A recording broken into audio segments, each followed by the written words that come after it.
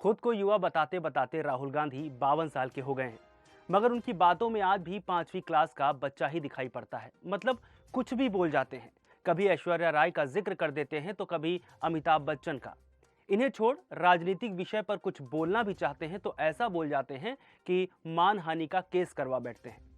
नमस्कार, the news 15 में आपका स्वागत है। मेरा नाम है रविशंकर। देश के युवराज, गांधी परिवार के चश्मोचिराग और डूबती जहाज यानी कांग्रेस का एकमात्र सहारा बने बैठे राहुल गांधी राजनीति में हंसी ठिठोली के लिए हैं या फिर जनता के मुद्दों को संसद में उठाने के लिए? इस बात का जवाब मिलते ही हम आपको बता देंगे। हम ऐसा सिर्फ इसलिए कह रहे हैं क्योंकि राहुल गांधी की बोली भाषा से जनता तो खुश हो नहीं पाती, हाँ, न्यायालय और न्यायाधीश जरूर नाराज हो जाते हैं। अब ताजा मामला ही देख लीजिए। झारखंड हाईकोर्ट ने यह फैसला सुनाया है कि रांची में राहुल गांधी के खिलाफ केस चलेगा। दरअसल राहुल गांधी ने साल 2018 में तब के भाजपा अध्यक्ष और मौजूदा गृह मंत्री अमित शाह पर आपत्तिजनक टिप्पणी की थी।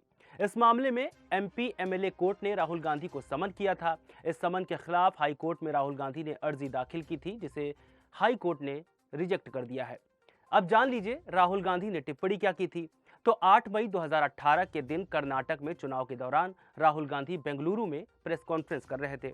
इस दौरान राहुल गांधी ने कहा था कि भाजपा में हत्या का आरोपी अध्यक्ष बन सकता है, लेकिन कांग्रेस में नहीं। इस टिप्पणी को लेकर 4 अगस्त 2018 को भाजपा नेता विजय मिश्रा ने राहुल गांधी के खिलाफ शिकायत दर्ज करवाई थी। राहुल के खिलाफ शिकायत उत्तर प्रदेश के सुल्तानपुर में भी दर्ज की गई थी, लेकिन वहां इन्हें 25,000 की सिक्योरिटी और 25,000 के बेल बॉन्ड पर जमानत दे दी गई थी। जिस मामले के बारे में हम जिक्र कर रहे हैं ये तो है साल 2018 का, जिसमें अब ट्रायल शुरू होगा। मगर एक ताजा मामला भी है जिसमें राहुल गांधी प्रधानमंत्री नरेंद्र मोदी के संसदीय क्षेत्र और बाबा विश्वनाथ की नगरी वाराणसी के युवाओं को नशेड़ी बोल गए। दरअसल राहुल गांधी अमेठी में भाषण दे रहे थे, तब उन्होंने कहा कि वाराणसी में हमने उत्तर प्रदेश की सच्ची हालत देखी है। सड़क पर युवा शराब पिए लेटे हैं। शराब पीकर युवा बाजा बजाकर नाच रहे थे। जो बेचारा रोजगार चाहता है वो पेपर देता है तो पेपर लीक हो जाता है। बेरोजगारी के कारण युवा परेशान है। राहुल के इस बयान पर अमेठी से सांसद स्मृति ईरानी ने उन पर हमला बोला। उन्होंने कहा कि किस भ्रम की स्थिति में राहुल गांधी घूम रहे हैं ये मैं नहीं जानती, लेकिन उन्हें कोई अधिकार नहीं कि काशीवासियों और यूपी के नौजवानों का अपमान करें। उत्तर प्रदेश की युवा पीढ़ी मेहनती है, उनसे हम माफी की अपेक्षा भी नहीं करते। माफी वो मांगता है जिसमें शर्म हो और संस्कार हो, जो कि राहुल गांधी में नहीं है। राहुल गांधी के मन में उत्तर प्रदेश के लिए विष भरा है, ये उनके टिप्पणी से पता चलता है। ये बातें स्मृति ईरानी ने कही हैं। अब राहुल गांधी के इस बयान पर प्रधानमंत्री नरेंद्र मोदी खुद बरस पड़े। वाराणसी में बोलते हुए प्रधानमंत्री नरेंद्र मोदी ने कहा कि विश्वनाथ धाम का लोकार्पण हुआ है, तब से रिक्शे वाले, फूल वाले, नाव वाले सबका रोजगार बढ़ा है। परिवारवाद ने उत्तर प्रदेश को पीछे रखा है, युवाओं का भविष्य बिगाड़ा है।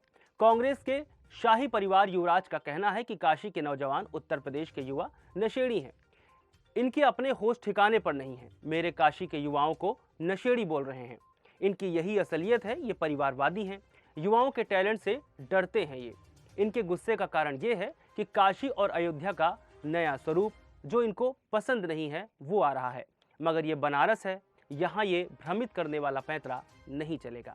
इस बयान के बाद राहुल की एक और बचकाने बयान पर गौर करिएगा, जिसमें उन्होंने बॉलीवुड एक्ट्रेस ऐश्वर्या राय और अमिताभ बच्चन का नाम लेकर भाजपा पर निशाना साधा था, जिसको लेकर इनकी खूब आलोचना भी हुई थी।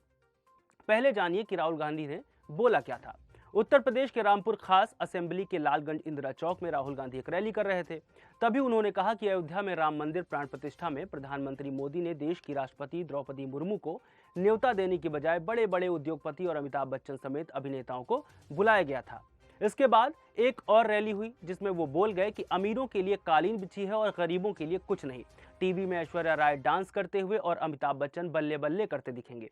राहुल की इस टिप्पणी के बाद उनकी तुलना पाकिस्तान के पूर्व क्रिकेटर अब्दुल रज्जाक से होने लगी। दरअसल वर्ल्ड कप 2023 के लीग मैचों में शर्मनाक हार के बाद पाकिस्तानी क्रिकेट टीम टूर्नामेंट से बाहर हो गई थी। इसके बाद कराची में एक कार्यक्रम के दौरान रज्जाक ने पीसीबी के इरादों पर सवाल उठाते हुए कहा, मुझे लगता है कि हमारा इरादा खिलाड़ियों को निखारने और विकसित करने का नहीं है। अगर आप सोचते हैं कि मैं ऐश्वर्या राय से शादी करूंगा और फिर मेरे अच्छे और नेक बच्चे होंगे, तो ऐसा कभी नहीं हो सकता। इसलिए पहले आपको अपने इरादे ठीक करने होंगे। अब्दुल रज्जाक की इस टिप्पणी पर उनकी काफी लानत मलानत भी हुई थी। भारत ही नहीं पाकिस्तान में भी उनकी खूब आलोचना हुई। बाद में उन्होंने जुबान फिसलने की बात करते हुए माफी मांग ली। दरअसल बच्चन परिवार पर राहुल की टिप्पणी को महिला अपमान से तो जोड़ा ही गया, साथ में कुछ पुरानी बातें भी याद दिलाई गई, क्योंकि कभी राहुल गांधी की मां सोनिया गांधी को भारत में पहली बार बच्चन फैमिली में ही पनाह मिली थी। शादी से पहले सोनिया गांधी कई महीने तक बच्चन परिवार में मेहमान बनकर रही थी। उन्हें हिंदी सिखाने से लेकर हिंदुस्तानी तौर तहजीब सिखाने की जिम्मेदारी बच्चन फैमिली पर थी। अमिताभ बच्चन की मां तेजी बच्चन ने राजीव गांधी और सोनिया गांधी की शादी में सोनिया की मां की भूमिका भी निभाई थी। खैर, आगे बढ़ते हैं और राहुल गांधी की एक और टिप्पणी पर चर्चा करते हैं। इस बार तो उनकी जुबान से निकले थे प्रधानमंत्री नरेंद्र मोदी, जिसके बाद राहुल गांधी की सदस्यता तक चली गई थी। तारीख थी 13 अप्रैल 2019। इस दिन राहुल गांधी कर्नाटक के कोलार में चुनावी रैली कर रहे थे। उन्होंने कहा था कि नीरव मोदी, ललित मोदी, नरेंद्र मोदी का सरनेम कॉमन क्यों है, सभी चोरों का सरनेम मोदी ही क्यों होता है। राहुल के इस बयान को लेकर भाजपा विधायक और पूर्ण मंत्री पूर्णेश मोदी ने उनके खिलाफ धारा 499, 500 के तहत आपराधिक मानहानि का केस दर्ज कराया था। अपनी शिकायत में भाजपा विधायक ने आरोप लगाया था कि राहुल ने 2019 में चुनावी रैली को संबोधित करते हुए पूरे मोदी समुदाय को कथित रूप से यह कहकर बदनाम किया कि सभी चोरों का सरनेम मोदी क्यों होता है। फिर 23 मार्च 2023 के दिन सूरत की निचली अदालत ने राहुल गांधी को मानहानि के मामले में दोषी करार देते हुए 2 साल की सजा सुना दी। अगले दिन यानी 24 मार्च 2023 को राहुल की लोकसभा की सदस्यता रद्द हो गई।